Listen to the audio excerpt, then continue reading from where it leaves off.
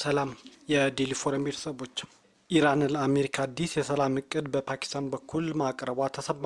በመካከለኛው ምስራቅ የሚካሄደው ጦርነት ያስቆማል የተባለው የኢራን ያቀረበችው አዲስ እቅድ ፓኪስታን ለአሜሪካ መስጠቷን ምንጮች ለሮይተርስ አረጋግጠዋል። በሁለቱ ሀገራት መካከል እየተካሄደ ያለው የሰላም ድርድር ውጤት ሳያስገኝ በእንጥልጥል ላይ ባለበት በዚህ ወቅት ሰኞ ፓኪስታን የኢራንን አዲስ እቅድ ለአሜሪካ ማቅረቧ ነው የተሰማው። የሮይተርስ ምንጮች በሁለቱ ሀገራት መካከል ያለው ልዩነት በዚህ የሰላም እቅድ ማጥበብ ይቻል እንደሆነም ተጠይቀው ጊዜ የለንም ብለዋል። አክልም ሁለቱ ሀገራት የሚፈልጉትን በየጊዜው ይቀያየራል በማለት ከስምምነት ላይ ያልተደረሰበትን ምክንያትም ጠቅሷል። የኢራን የውጭ ጉዳይ ሚኒስትር ቃል አቀባይ ሀገራቸው ዩራኒየም የማበልጸግ መብቷ ድርድር የሚደረግበት ወይም ከአቋም ፈቀቅ የሚልበት ጉዳይ እንዳልሆነም የተናገሩ ነው። በእርግጠኝነት መናገር የሚቻለው ዩራኒየም የማበልጸግ መብት ለድርድር የሚቀርብ ወይም የሚለወጥ አይደለም። ኢራን ዩራኒየም ለማበልጸግ ያላት መብት የኒኩሌር መሳሪያዎችን ላለማስፋፋት በተፈረመው ስምምነት መሰረት እውቅና የተሰጠው ነው ብለዋል። የአሜሪካ ፕሬዝዳንት ዶናልድ ትራምፕ በበኩላቸው የኢራን ባለስልጣናት ከስምምነት ለመድረስ መፍጠን እንዳለባቸው በመግለጽ ጊዜው እየተገባደደ ነው ሲሉም አስፈራርተዋል። ትራምፕ ማስጠንቀቂያው የሰጡት ከእስራኤል ጠቅላይ ሚኒስትር ቤንያሚን ነታንያሁ ጋር እሁድ ዕለት በስልክ መነጋገራቸው ከተገለጸ በኋላ ነው። ኢራን ዩራኒየም የማበልጸግ መብቷ ላይ እንደማትደራደርም ከአቋሟ መፈቀቅ እንደማትል ነው እያሳወቀች ያለችው። የኢራን ዩራኒየም የማበልጸግ መብት ድርድር የሚደረግበት ወይም ከአቋም ፈቀቅ የሚባልበት ጉዳይ እንዳልሆነም የኢራን የውጭ ጉዳይ ሚኒስትር ለአሜሪካ አረጋግጧል። የኢራን ውጭ ጉዳይ ሚኒስትር ቃል አቀባይ እስማኤል ባቃኢም ሰኞ በሰጡት ጋዜጣው መግለጫ ጦርነቱ ለመቋጨት በፓኪስታን አማካኝነት የሚደረግ ንግግር መቀጠሉንም አስታውቀዋል። ኢራን ባለ 14 ነጥብ ስምምነት እቅድ ወደ አሜሪካ ልካ እንደነበር አስታውሱት ቃል አቀባዩም ዋሽንግተንም ሆነ ቴህራን በእቅዱ ላይ የራሳቸውን ሀሳብ ማንሳታቸውንም ተነግሯል። የአሜሪካ ወገን ይህ ባለ 14 ነጥብ እቅድ ውድቅ መደረጉን ባለፈው ሳምንት በይፋ ቢያስታውቅም ያቀረቧቸው ነጥቦችና የማስተካከያ አስተያየቶች ዝርዝር ግን በፓኪስታን አማካኝነት ደርሶናል ብለዋል። እቅዳችንን በላክን ማግስት ከሌላኛው ወገን የቀረቡ ተከታታይ እቅዶች ደርሰውናል። እቅዶቹ ባለፉት ጥቂት ቀናት ውስጥ የተገመገሙ ሲሆን የእኛ ምላሽም ቀርቧል። በፓኪስታን አማካኝነት የሚደረገው ድርድር ቀጥሏል ሲሉም ንግግሩን የማስጀመር ሂደት ያለበትም አስረድተዋል። ይህም ቢሆን ግን ኢራን ዩራኒየም ማብልጸግ መብቷን ለድርድር እንደማታስቀምጥ ነው ባቃኢ የተናገሩት። በእርግጠኝነት መናገር እችላለሁ፣ ዩራኒየም የማበልጸግ መብት የኢራን ጉዳይ ለድርድር ወይም ከአቋም ፈቀቅ የምንልበት ጉዳይ አይደለም። ኢራን ዩራኒየም ለማበልጸግ ያላት መብት የኒኩሌር መሳሪያን ላለማስፋፋት በተፈረመው ስምምነት ይፋ አድርጋለች ብለዋል።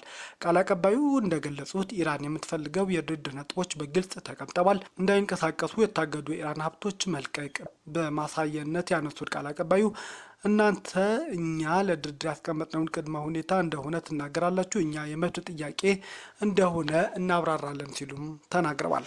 ፕሬዝዳንት ትራምፕ ኢራን ላይ ሊወሰድ ስለሚችል ወታደራዊ አማራጭ በሲቹዌሽን ሩም ሊሰበሰቡ መሆኑ ተነግሯል።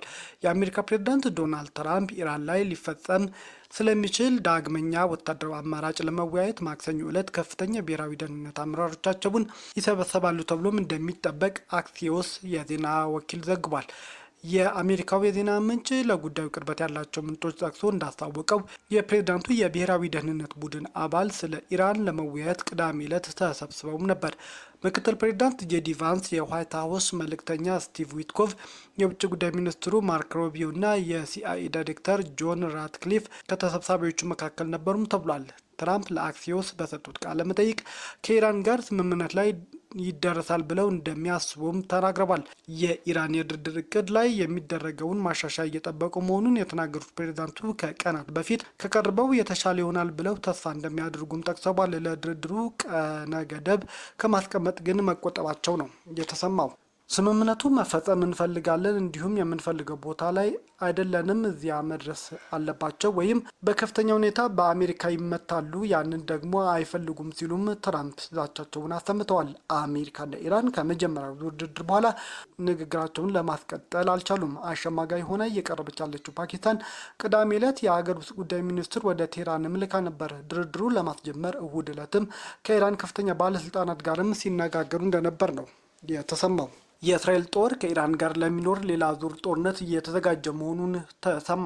እስራኤል በቀጣይ በኢራን ላይ ሊፈጸም በሚችለው ጥቃት ውስጥ ሰራዊቷ ከአሜሪካ ጎን እንዲሰለፍ ለማድረግ እየተዘጋጀች መሆኑን የእስራኤል መገናኛ ብዙኃን አስታውቀዋል። ካን የተባለው ቴሌቪዥን ጣቢያ ስማቸው ያልተጠቀሰ የእስራኤል ከፍተኛ የደህንነት ባለስልጣን ዋቢ አድርጎ እንዳስታወቀው አሜሪካ በኢራን ላይ አዲስ ጥቃት ከጀመረች እስራኤል በዘመቻው ውስጥ በመሳተፍ የኢራን የኃይል ማመንጫ መሰረተ ልማቶችን ኢላማ ታደርጋለች ብለዋል። ይህ ዘገባ የተሰማው ፕሬዝዳንት ትራምፕ እና ጠቅላይ ሚኒስትር ቤንያሚን ኔታንያሁ እሁድ በስልክ ከተወያዩ እንዲሁም የአሜሪካ ፕሬዝዳንት ኢራን ከስምምነት ለመድረስ ያላትን ጊዜ ወደ ማብቂያው እየተቃረበ ነው ሲሉም ማስፈራራቸውን ካሰሙ በኋላ ነው። ካን ቴሌቪዥን እንደዘገበው በእስራኤል ጠቅላይ ሚኒስትርና በአሜሪካ ፕሬዝዳንት መካከል የተደረገው የስልክ ውይይት ከግማሽ ሰዓት በላይ የቆየ ሲሆን ከኢራን ጋር ሌላ ዙር ጦርነት ሊከሰት በሚችልበት ሁኔታ ላይም መነጋገራቸው ነው የዘገበው። ሌላኛው የእስራኤል ቴሌቪዥን ቻናል 12 ደግሞ በሁለቱ መሪዎች መካከል የተደረገውን የስልክ ውይይት ከኢራን ጋር ለሚደረግ አዲስ ጦርነት በሚደረግ ዝግጅት ጥላ ስር መካሄዱን በመጥቀስ የእስራኤል ጦርም ለአዲስ ግጭት በሙሉ ተጠንቀቅ ላይ መሆኑንም አስታውቋል። በተጨማሪም ቻናል 13 የተባለው የእስራኤል ቴሌቪዥን ጣቢያ በርካታ የጭነት አውሮፕላኖች የጦር መሳሪያቸውን ይዘው ወደ እስራኤል መግባታቸውን ዘግቧል። ዘገባው ጨምሮም የጭነት አውሮፕላኖቹ ጀርመን ውስጥ ከሚገኝ የአሜሪካ ጦር ሰፈሮች ተነስተው ባለፉት 24 ሰዓት ቴል አቪቭ ውስጥ አርፈዋልም ብሏል።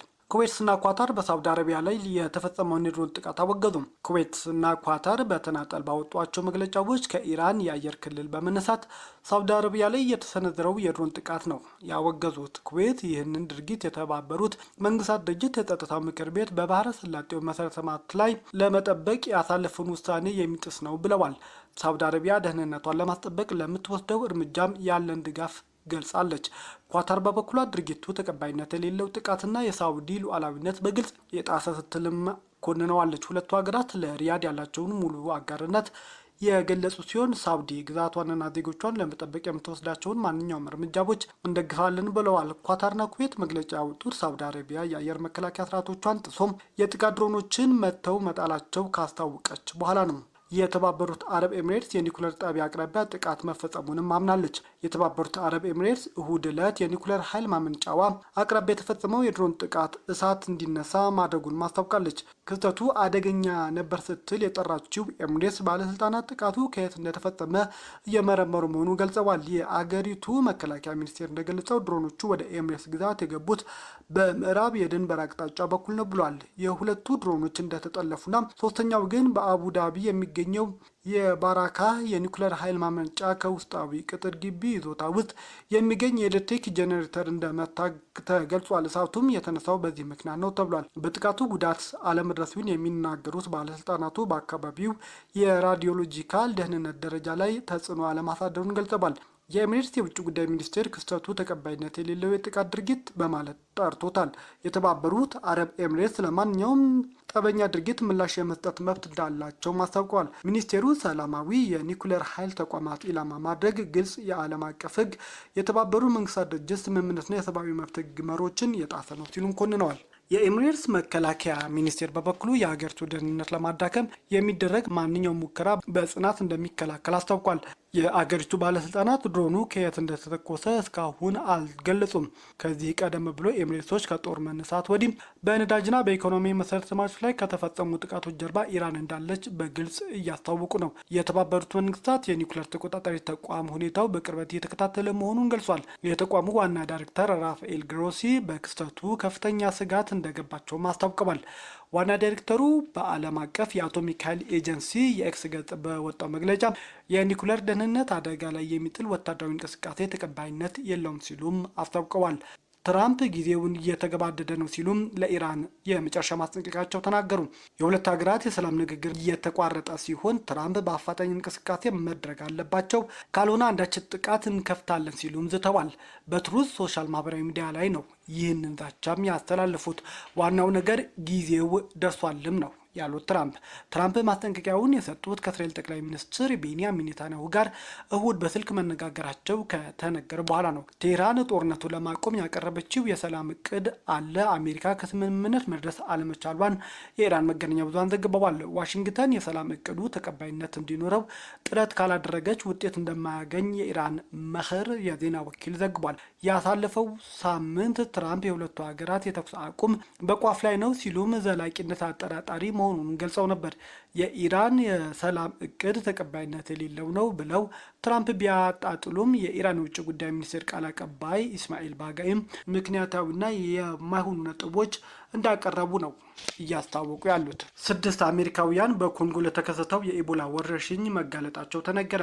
በዲሞክራቲክ ኮንጎ በተከሰተው የኢቦላ ወረርሽኝ 6 አሜሪካውያን ለቫይረሱ ተጋልጠዋል ሲሉ ምንጮች በአሜሪካ የቢቢሲ አጋር ለሆነው ሲቢኤስ አስታውቀዋል። የዓለም የጤና ድርጅት ወረርሽኙ አሳሳቢ ዓለም አቀፍ የህብረተሰብ ጤና አደጋ መሆኑን አውጆታል።